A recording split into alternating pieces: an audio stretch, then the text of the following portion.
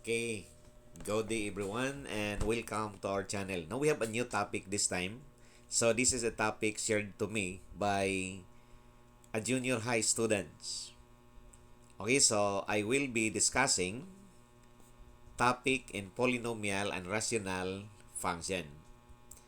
If the problem runs as this, from the graph, so meaning there's a graph that is given, then it is required to determine the intercepts which are the x-intercept and the y-intercept of the curve. Then after determining these values from the graph, then it is also further required to solve these intercepts analytically. Okay, so this is our given with the functions with the graph.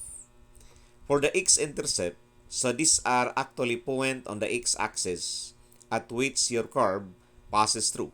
Okay, like for example, this one. Approximately, it is passing through where? So, half of minus 2 and minus 4. So, the x-intercept, if identified from the graph, we have x equal to negative 3, my first value, if I'm going to consider from left going right.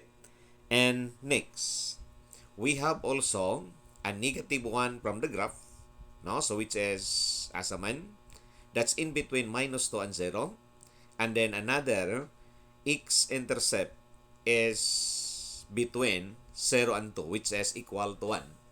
Now, if we also have to check the y-intercept or the point on the y-axis at which your curve passes through, so it can be sent in between 2 and 4. So the y-intercept in our figure is equal to y equal to 3mn. Okay? Now, how to solve this analytically if there is an absence of the graph? Okay, so now, to find the x-intercept, simply, you let your y be 0.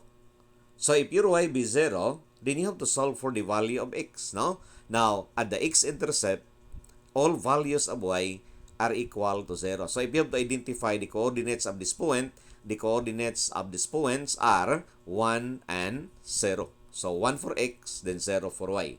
Okay, so you let your y be 0 and just solve for x from the given function. So your y is the f of x. So setting that to 0, okay, so you have this. Or if not, you can bring the terms here to start a positive term with your highest degree term. So x to the fourth power plus, okay, so these are the terms as we transpose and that's equated to 0. So this is a polynomial equation. Now, after knowing that the value of x equal to 1 is an x-intercept, so that would mean that if this value, 1, is substituted to the function, then it will give you a 0 function value. This is a value of y. Now, ningon mata ganina, the coordinates at the x-intercept is the x-intercept, x value, and the value of y is 0. Now, if the value of y is 0, actually, ang atong x equal to 1 is the one that gives us a value of the function which is 0. Now, you can relate that with the remainder and factor theorem. This is actually the value of the remainder when we have a value of x equal to 0. Now, if a function is divided by its own factor, then it will produce a 0 remainder. So, just like this. When x is equal to 1, then the factor can be identified being x minus 1. So, the x minus 1 is a factor of the given function. Now, how to get the other factor? If you know a certain expression which will certainly be a factor to a polynomial. So, imo lang siyang i-divide. So, to produce a quotient, and this quotient is the other factor. Pareho ra gud og nakay number pananglitan. You have 15, and you know 3 is a factor of 15. To get the other factor, so just divide 15 by 3. The result is 5, so the other factor is 5. So, after determining a factor here, so we can just divide the polynomial function with the expression, now x minus 1. Because we want to have the quotient. And it's good because our divisor here is linear. And if that's linear, pwede ta mo apply yung synthetic division. Can you recall how to perform the division of polynomial using the synthetic division? Because you have to divide with a linear divisor, x minus 1. So just to recall your synthetic division, so it's done like this. So, from the highest degree term, you arrange your terms in a descending manner. So, highest degree term up to a constant. If there is a missing term, then you can provide a zero coefficient for any missing term. But I think there's no missing term because from x to the fourth power down to constant, so all the terms are there. In the synthetic division, if you have x minus r, then it is r which will be used as a divisor. So, your 1 here, the constant one, serve as your r. From x to the fourth power, list down the term. So, you can have the x cubed, x squared, x, and the constant coefficient will be collected.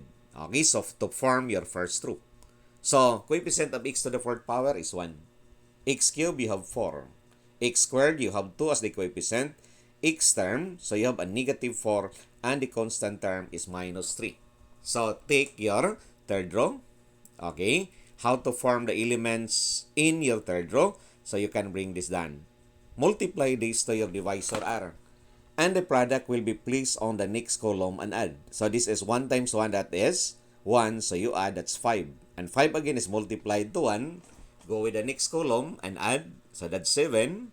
7 times 1, that is 7. Then you add, that is 3.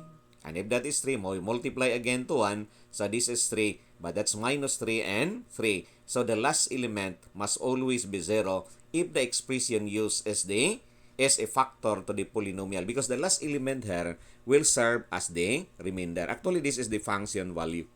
So, the remainder is 0 because the expression x minus 1 is a factor to the polynomial, being ang atong 1 here is the 0 of the polynomial. Okay? Now, expressing in a factored form, so you have to determine what would be your quotient after you divide. So, if you divide with a linear divisor, kung mag-divide na kag linear divisor, so simpre, your quotient has a degree which is 1 less than your original dividend. So, you can start with x cubed. And this is your quotient row.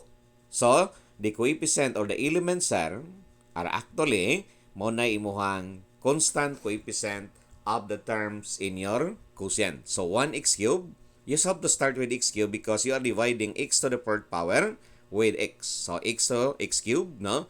Then plus 5x squared plus 7x plus 3. So, this is your quotient. So, in a factored form, the original polynomial can be written in a factored form where one of the factor is x minus 1 and the other factor here, no, is your quotient, whose degree is now lowered to a degree 1 from the original. So, from fourth power, this is now becoming cube. Now, you can further express this in a factored form by dividing with, ano may itong i-divide? A factor of this expression. And that can be taken from the x-intercept of our function.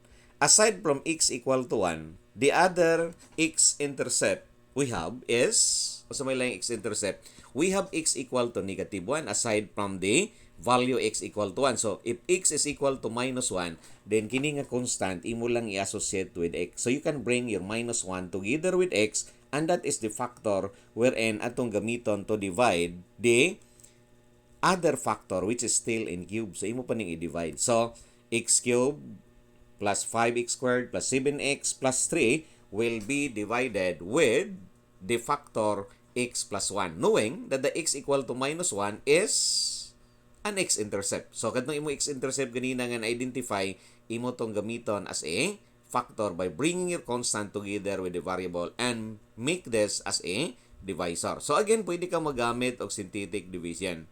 Okay? So, by synthetic division, okay, so we have the coefficients of all the terms. Constant coefficient, we have 1. X squared is there, so we have 5. X term, so we have 7 as the coefficient, and a constant term of 3. Now, when it is minus 1 adere, so this is x plus 1 as your divisor. Ang imong gamiton as r is the value of x itself. So, that is x equal to minus 1. So, it is a negative of this term. No? So, minus 1 is your r. You bring this down. This is multiplied. You have the minus 1. This is 4. So, you multiply again. That is a negative 4. You add. That is 3. And that's minus 3. So, your way of checking is to arrive with a 0 element here. So meaning this is a remainder. So meaning you are really dividing your new dividend or your new factor by its own factor also. Okay? So, in factored form, I can write them. So, first, I have the quotient, which is, so we have to decrease again the degree. Magsugod kag x squared plus 4x plus 3. In factored form, kini can be a product of x plus 1 with the quotient.